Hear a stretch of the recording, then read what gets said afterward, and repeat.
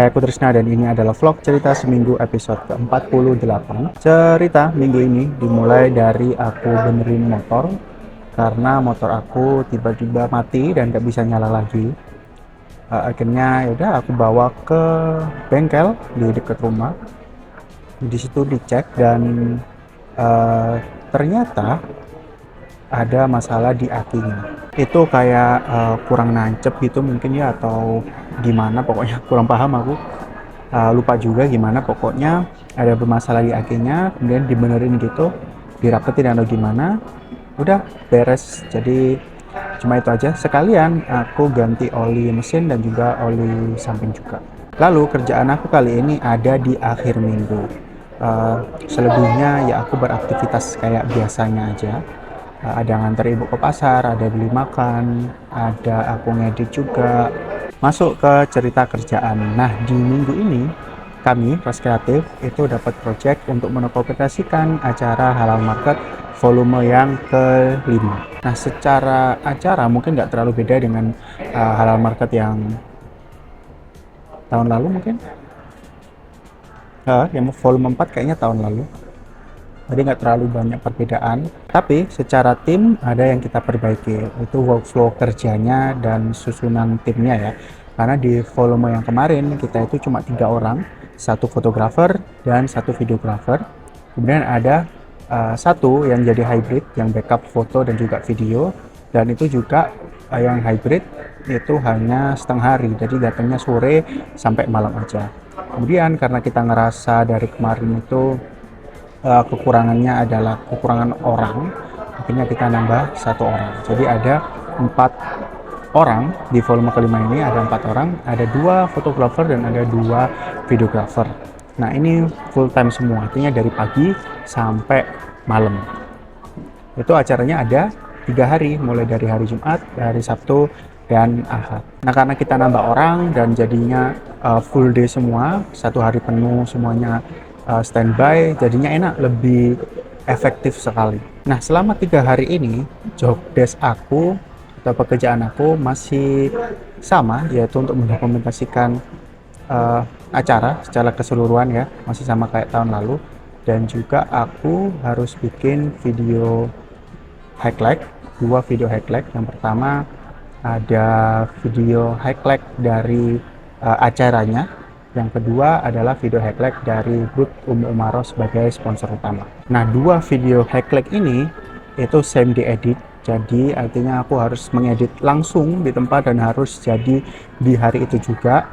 Malamnya harus jadi dan langsung tayang.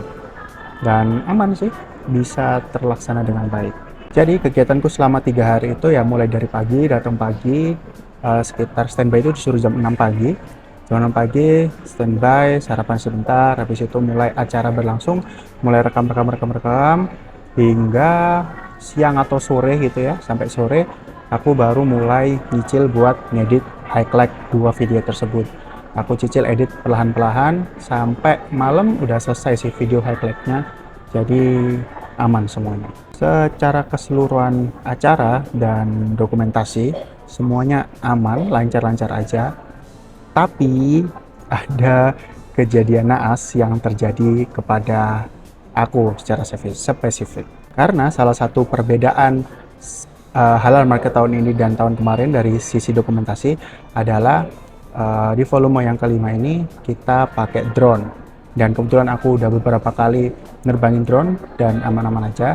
Jadi pede lah, sehingga yaudah drone-nya pinjem punya teman, dan aku yang jadi pilot drone-nya. Di hari pertama aku mulai terbangin drone-nya mulai dari pagi, siang, sore, itu beberapa kali aku terbanginnya. Nah, itu masih aman. Aku ambil video wide dari jauh, ada tenda yang gede banget, di situ ada isinya but-but, terus aku masuk sehingga drone-nya harus cukup rendah lah ya, nggak tinggi-tinggi banget. Itu juga aku ambil, masih aman-aman aja.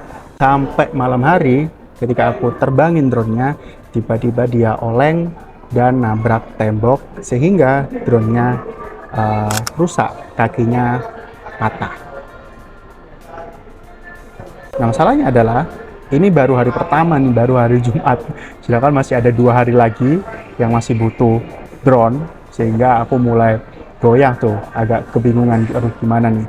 Tapi aku melipir sebentar. Waktu itu aku nerbangin drone-nya sendiri sih, nggak sama timku yang lain. Jadi ya udah, aku melipir sebentar, menenangkan diri, menenangkan pikiran. Habis itu udah, tinggal aku nanti diskusiin sama tim lah. Setelah cukup tenang, habis itu aku lanjut karena acara masih berlangsung, jadi aku masih harus lanjut mendokumentasikan kegiatan dan acaranya ya. Pulangnya setelah acara selesai mungkin jam 11 jam 12 gitu, setelah evaluasi juga, aku baru ngobrol sama tim dokumentasi bersama Ras Kreatif kalau ada kejadian ini, kemudian kita diskusiin lah solusinya seperti apa, dan kita nyari backup buat gantiin drone-nya. Artinya dalam 2 hari itu, hari Sabtu dan hari Ahadnya, masih tetap ada drone-nya, jadi kita sewa, dan kebetulan kenalan juga, jadi kita minta tolong dengan harga yang ya cukup miring, karena bantuin juga karena ada kejadian naas itu tadi, sehingga ya aman, solusinya udah ketemu, baru kita pulang. Jadi pas malam itu waktu aku nerbangin drone-nya, karena aku nggak mau terbangin yang tinggi-tinggi ya, memang cukup mungkin nggak bisa sih berapa meter ya, pokoknya nggak tinggi-tinggi banget lah. Mulai terbangin, tiba-tiba entah kenapa drone-nya oleng, kayak lepas kendali gitu, aku nggak bisa ngendaliin, terus dia gerak-gerak sendiri, oleng, kemudian semacam kayak ketarik gitu, dan akhirnya nabrak tembok. Asumsi dari beberapa orang-orang yang paham drone, karena aku kan juga ceritain kepada mereka ya, salah satunya adalah karena drone-nya butuh dikalibrasi, dan aku belum kalibrasi drone-nya secara sempurna, sehingga ketika dia terbang, dia kayak semacam ketarik dengan medan magnet atau gimana gitu ya, kurang terlalu paham. Asumsi yang kedua adalah karena ini aku nerbanginnya malam hari, kemudian sensornya tidak bekerja dengan baik, sehingga dia nabrak. Aku kurang paham mana yang betul. Intinya ada dua asumsi itu yang terjadi. Aku juga kurang ingat betul apa yang terjadi pada saat itu ya, karena kejadiannya kayak cepet banget, kemudian kayak ngeblank gitu aku. Kayak orang habis kecelakaan gitu. Habis kecelakaan kayak duduk, terus udah kayak bingung aja gitu, kayak kok ini semua bisa terjadi, terus gimana solusinya dan sebagainya, bingung sih, kayak shock gitu ya, terus kepala tiba-tiba ngeblank, kayak kosong gitu, nggak ada pikirannya. Dan sebenarnya juga kalau dipikir-pikir mungkin nggak ada yang dirugikan banget-banget, karena secara acara dan tim dokumentasi kan udah terbackup lah ya, karena udah cari backupnya untuk gantiin drone-nya.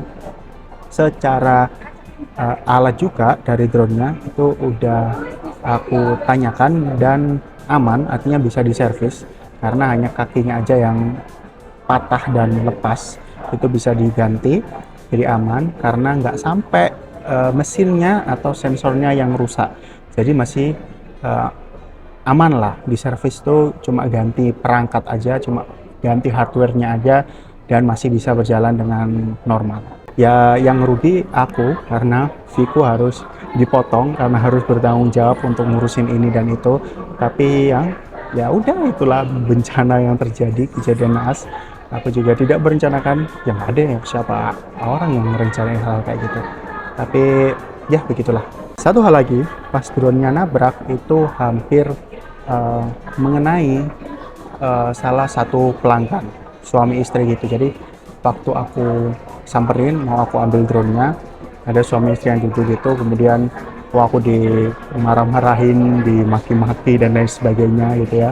Dalam kondisi aku panik, aku dimarah-marahin juga gitu, jadi malah makin ngeblank gitu, nggak ada pikiran apapun di kepala aku, kosong. Tapi karena memang aku salah ya, maksudnya ya memang kesalahan aku, siapa lagi yang mau disalahin. Jadi ya aku minta maaf kepada mereka berdua, karena drone-nya seperti itu kan nggak bisa ngendaliin. Tapi ya udah, beres. Dan ternyata setelah aku ngobrol dengan beberapa orang yang pernah nerbangin drone, atau biasanya spesialisnya mereka memang pilot drone, kejadian seperti itu tuh cukup wajar terjadi. Ketika aku cerita kayak gitu, mereka, ya aku juga pernah kok, terus aku pernah, ada yang pernah drone-nya nabrak, ada yang pernah drone-nya kecemplung laut, ada yang pernah drone-nya nyangkut di pohon, nabrak pohon dan lain sebagainya. Itu ada yang drone-nya sampai hilang. Jadi ya itu cukup wajar dalam tanda kutip ya, cukup wajar terjadi di beberapa orang yang pernah nerbangin drone. Jadinya aku bisa berdamai dengan lebih cepat karena dengerin cerita-cerita itu, karena emang kayaknya itu bagian dari perjalanan menjadi pilot drone atau bisa ngedrone lah ya. Ini nggak tahu ya apakah ini cuma afirmasi positif aja yang kepalaku lakukan, yang dibuat-buat untuk bisa membuat aku lebih rela dan berdamai dengan cepat, atau ya emang kehidupannya kayak gitu aja. Nggak tahu lah, pokoknya itulah yang terjadi. Ada kejadian yang terjadi, dan akan menjadi pelajaran buat aku untuk kedepannya agar lebih berhati-hati lagi dalam nerbangin drone. Apalagi nerbangin drone yang bukan milik sendiri. Itu sungkannya minta ampun sih. Ada perasaan gak enak gitu kepada temen yang aku pinjem drone-nya. Nah, di hari ketiga, yaitu hari Ahad, itu aku hanya setengah hari untuk mendokumentasikan acara Halal Madat, karena nanti ada yang gantiin. Karena aku di hari Minggu siang, aku harus lanjut karena ada pekerjaan lain, yaitu ngefoto teman aku yang melangsungkan acara unduh mantu. Jadi setelah urusanku beres di Halal Madat, aku siang hari langsung cabut, berangkat ke rumah temanku untuk ngefoto acara dia. Udah sampai sana, foto-foto dan lain sebagainya seperti biasa. Di sana ketemu sama teman-teman SMA juga yang lain, makan-makan, minum-minum, ngobrol-ngobrol dan lain sebagainya. Itu acara sampai malam, habis itu udah selesai, pulang, backup file, dan udah beres. Oke, sudah cerita di minggu ini itu aja. Terima kasih, kita lanjut minggu depan. Mantap.